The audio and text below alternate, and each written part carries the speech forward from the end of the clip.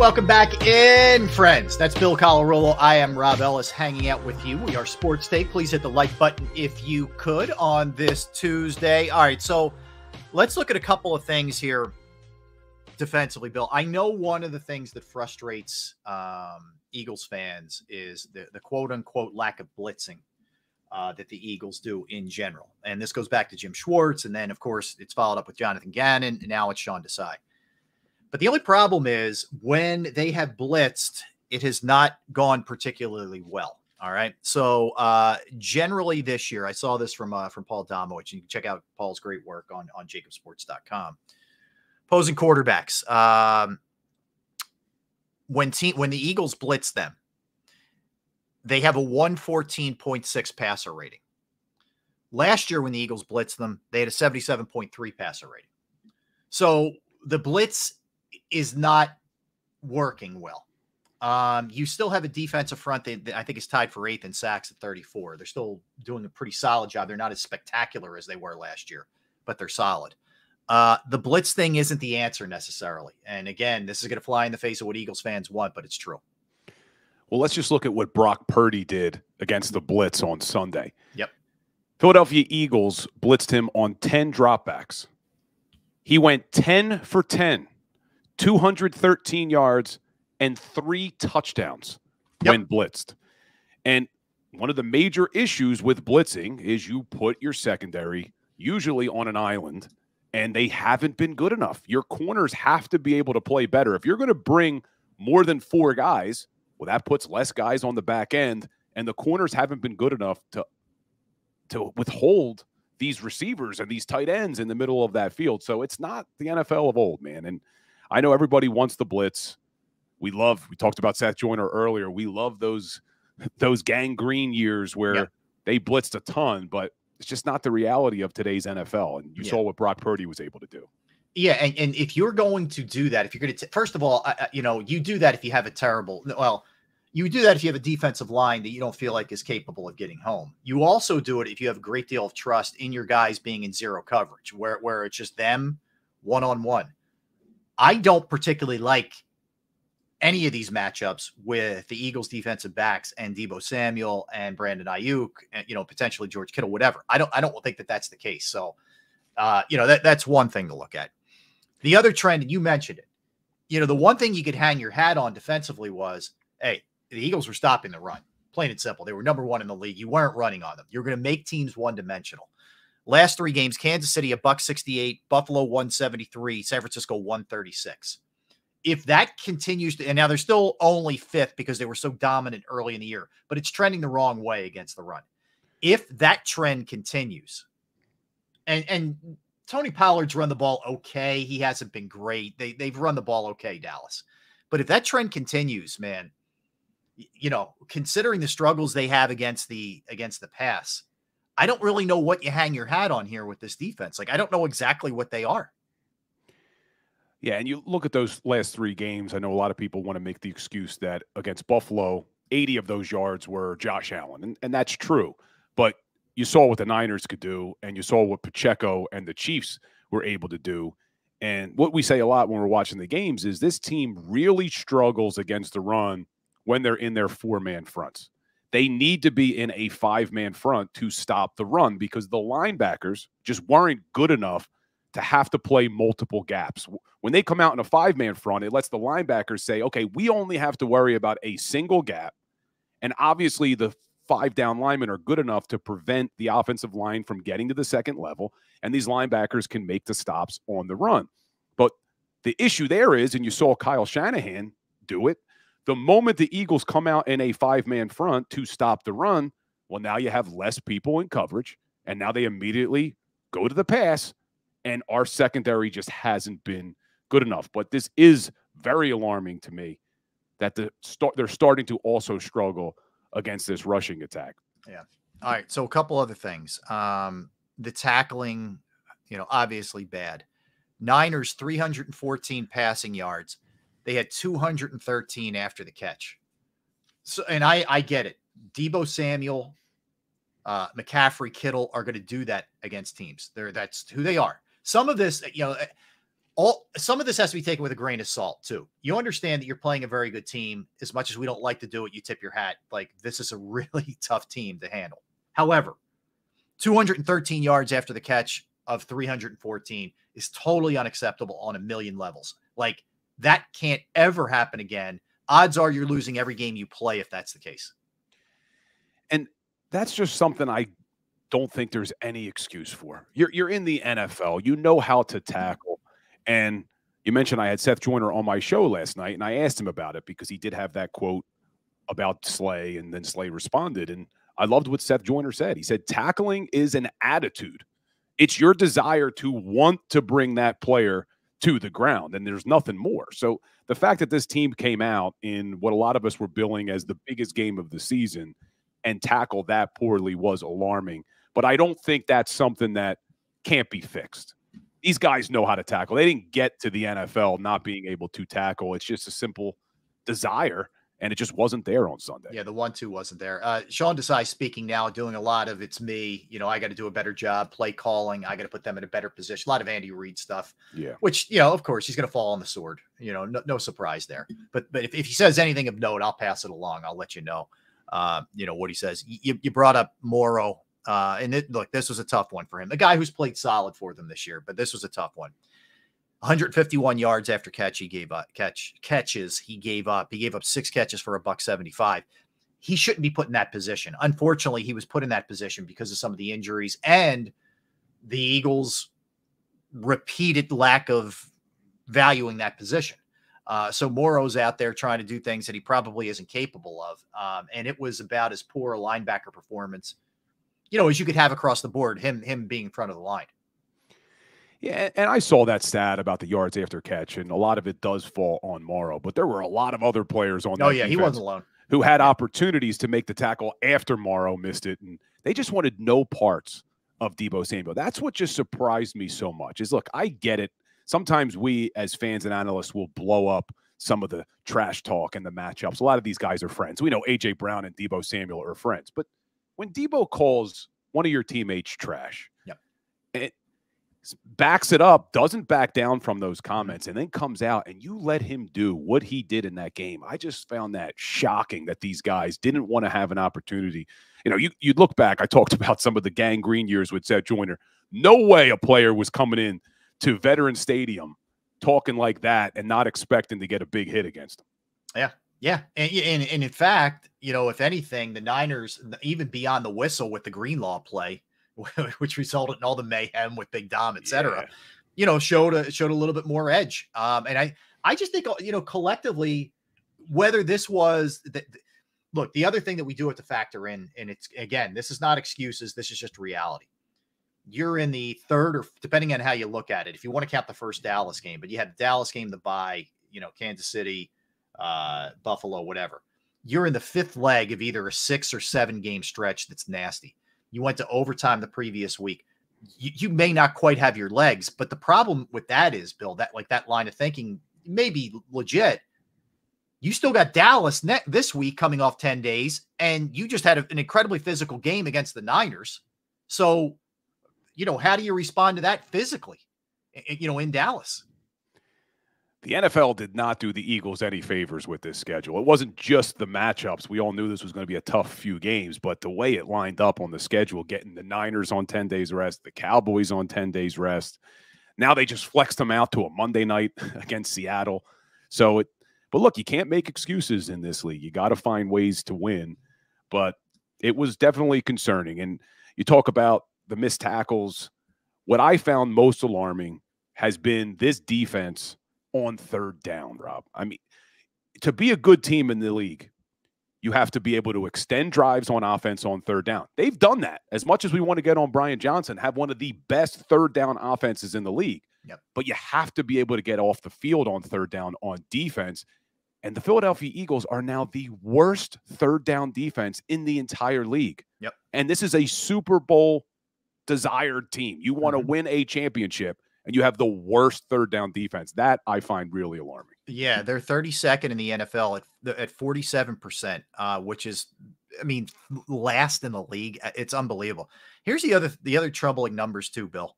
-2 in takeaways, which is 19th. They only have 6 interceptions on the season. That's the second fewest in the NFL. You know, I'm not really in love with the fact that they're 8th in sacks. I know it's top 10, but they were supposed to be a top 3 sack team. So I don't love that either. They're giving up. They're 22nd in points allowed. They're 30th against the pass. There's only 2 teams worse.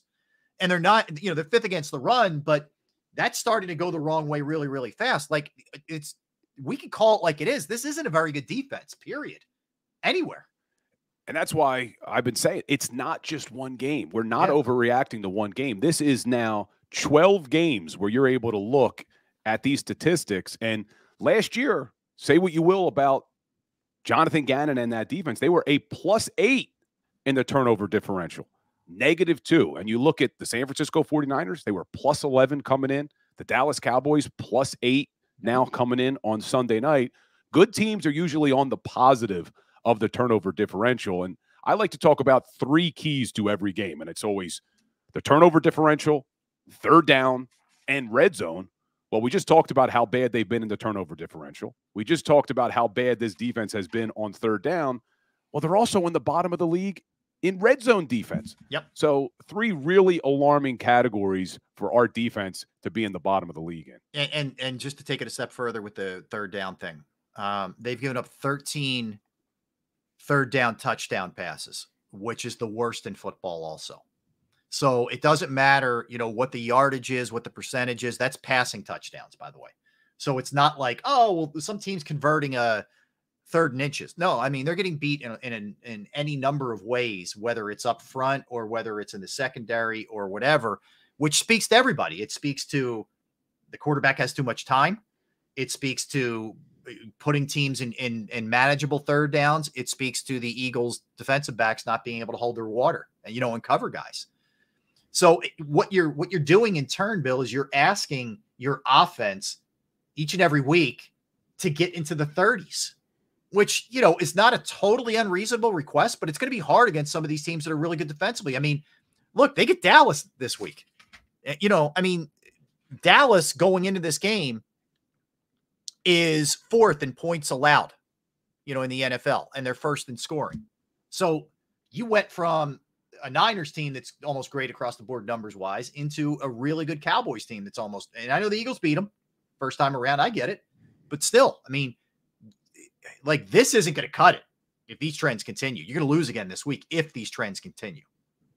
And keeping with the theme of third down, Dallas, number 2 third down offense. So it's not going to get any easier for this Eagles defense. And you look at that 49ers game, they go 3 and out on the first 2 drives. So that means they were 0 for 2 on third down. After that, they went 8 of 9. And the only time they stopped them, they got it on 4th and short. Right? No, they got it on 4th and short. Oh, right. So really, they converted 9 straight times, if you want to look at it that way. I mean, it's just, that is unacceptable for a defense with Super Bowl aspirations. Yeah. And I guess, you know, some of that, it's hard to kind of divvy up the pie. You know, obviously coaches are going to tell you, hey, it's a team game. We win as a team. We lose as a team. You know, I'm not singling anybody out, but we can. I mean, is this just a matter of Father Time caught up? I mean, you think about it. 3 of your 4 defensive backs are all plus 30. Bradbury, Slay, and Byard. Blankenship's learning on the fly this year. Yeah, there's mistakes made, and then he makes some big plays. But there's, you know, it's kind of all over the place. You know, with him, is this just a matter? And I'm not talking about Blankenship, I'm talking about the other 3. Father Time starting to catch up here in some ways, and you left yourself a little short at linebacker. I mean, let's face it, they counted on Nakobe Dean, and Nakobe Dean, when he was on the field, it wasn't much time, didn't look real good, and then, you know, twice he's been hurt, and that was one of the fears: is can this guy hold up, because he's built more like a safety than a linebacker. It's possible, though, when you talk about that Father Time catch up. I mean, all these guys are over 30, and it happens quick. It does happen quickly. I'm not ready to rule these guys out just yet. I still think that, trying not to make excuses for them, but you do look, and there has been a lot of change in that secondary. It's only been a few games where they've all been together. Byard just got here a few weeks ago. Blankenship was hurt for a little while. You had Roby in and out of the lineup. He came in late during the season. Maddox got hurt. McPherson got hurt. So there's been all of this change there. So we have to hope that they can get it together because Eagles need them. They are weak at the linebacker position, but they need this secondary where they do have a lot of money invested in those corners to play to the caliber that we expect them to play. Yeah. Yeah. And it's a matter of, you know, the other problem you have with losing Desai or losing Gannon. I know everybody hated Gannon. I didn't, but Desai taking over, you lost your linebackers coach. Nick Rallis went to Arizona to be their defensive coordinator. You lost your secondary coach. You lost Bernard Wilson. Like there was a ton of coaching turnover on that side of the ball. So you're talking about coaching turnover. And if you think about it, rough number, probably 6 new starters on defense. You lost CJ GJ. I'm just doing this off the top of my head. Hargrave, Epps, both linebackers, and Kaiser White and TJ Edwards, right? Am I missing anything there? If you want to consider Avonte Maddox, he did come back for the Super Bowl. But he's been hurt. So he's been hurt, yeah. You know, 6 or 7 new faces is a lot. It is. It is a lot. And, you know, we're seeing it now. This is really where they're going to have to dig in. And this is where we're going to see what Sean Desai is made of in terms of adjustments. I appreciate he's falling on the sword today. That's great. But I need to see adjustments made here because, you know, if you think about it, you got a really tough Dallas game, obviously, coming up. It goes without saying. As much as everybody's written Seattle off, and I get it, they don't play well there. They don't. They haven't won there since 2008. Tough place to play. You do not want to end up, you know, at 4 losses after the next 2 games because there's no guarantee that Dallas or San Fran loses another one or the Lions for that matter. There just isn't. And then all of a sudden, this thing is looking like from a 1 to a 5, and you're on the road the whole time, and we know how difficult that can get. So they're in. I know it's only 1 loss, and it does sound like we're, you know, kind of losing our mind over it. But I'm just trying to give people the realities of what this is looking like here. You mentioned Seattle. They almost beat the Cowboys, and they put up over 400 yards of offense. Yeah. In Dallas. Geno Smith threw for over 300 yards, and that's against a pretty good Dallas defense. I know Deron Bland got a little exposed in the passing game. Guy's a ball hawk, leads the league in interceptions. Yeah, unbelievable. Yeah. NFL record with returns for touchdowns. But he is susceptible to the double move, which is something I hope the Eagles utilize this week. They burned him, Bill. They took him.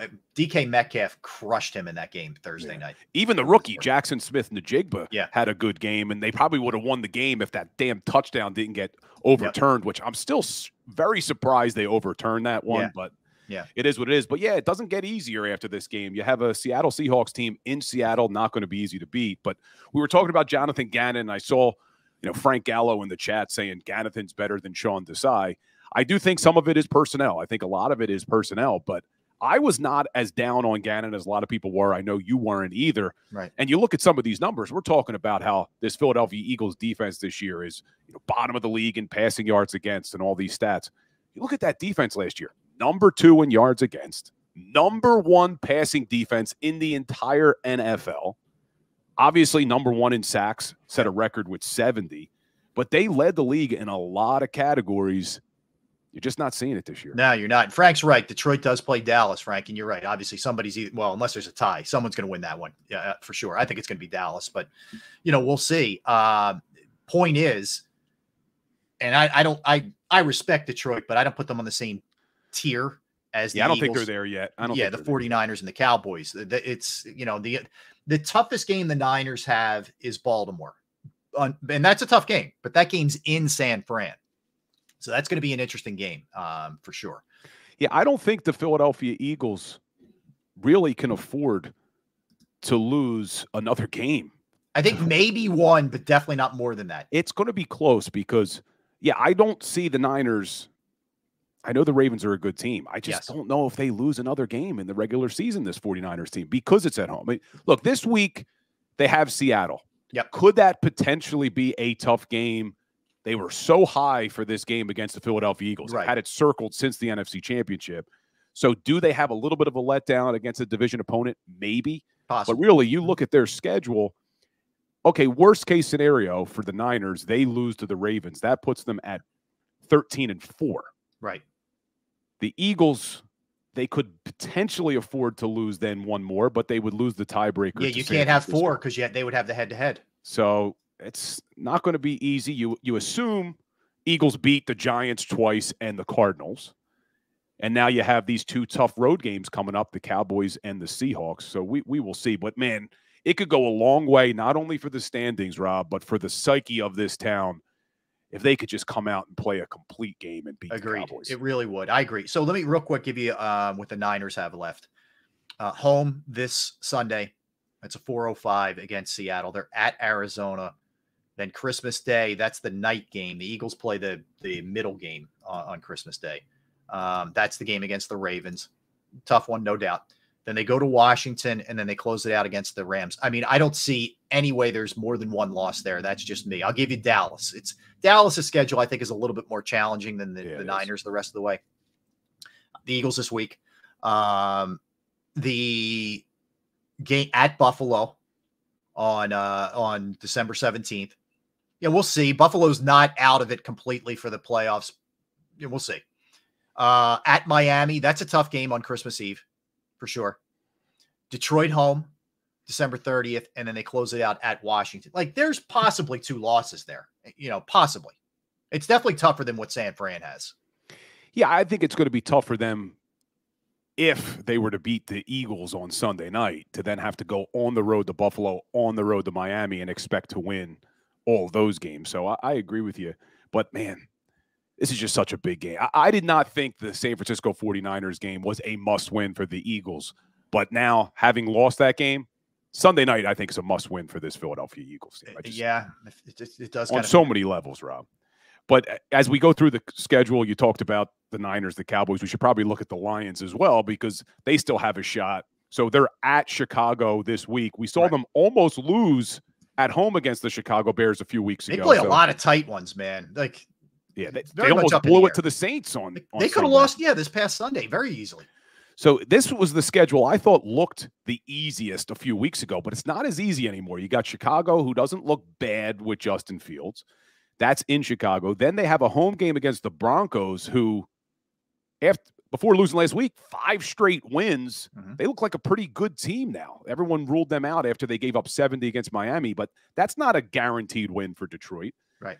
Then they're on the road at Minnesota, division game. Who knows what you get from Minnesota in that game.